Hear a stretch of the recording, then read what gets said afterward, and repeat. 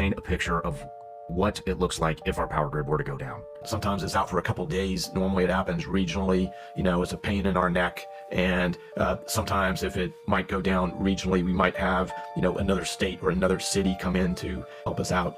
What we're talking about here is two different amplifiers. One is nationwide. Then you don't have, Houston able to help out Louisiana as an example. Then we have to count on France. And then also we're talking about something longer than a couple days. If this happens 6 to 9 months, then again, it amplifies it, 1,000 to 1,000,000 fold. And so if we truly have an outage that is nationwide, that lasts 9 months, the EMP Commission found that as many as 90% of Americans would die. What's 90% of 360 million people? So it's like 300 million. So 300 million people wiped off the map just like that. And how long did you say that would take? 9 months is the metric that the EMP Commission utilized. And what does it look like if our power grid goes down? So it really becomes almost zombie apocalypse, and it's horrific. You can't count on the police or the National Guard. They'll be at home protecting their own family. And that's exactly true. I don't think people realize how much chaos and how miserable it will become when the power grid goes down.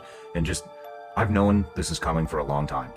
Here's what happens in a hurricane. If anybody's been through one, they obviously know, but grocery stores are completely wiped out within about 48 hours of a hurricane coming.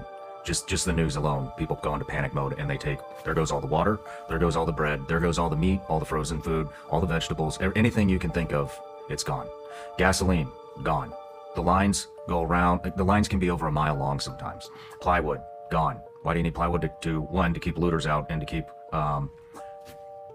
debris that the hurricane's going to throw at your house from breaking windows. All the plywood's gone. All the generators are gone because everybody knows the power's going to go out. Everything that you can think, you can't even escape it because stop and go traffic. There is no escape. And so when we went through that, that hurricane, if I remember correctly, that wound up being kind of over embellished by the news, but it did paint a picture of what it's going to be like with all these new people. I mean, Florida's worried that they're not going to be able to flush the toilets in a couple of years. There's so many people down there now. So we moved up here. And when we moved up here, I had a very particular type of property that I was looking for because I was thinking about the grid and what's going to happen when it does go down, because I knew early on how vulnerable it was. I didn't realize it was this vulnerable.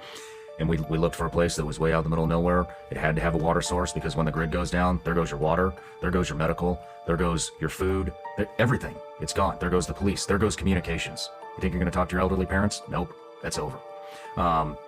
No cars, especially if it's an EMP. An EMP will destroy any electronic device within its range.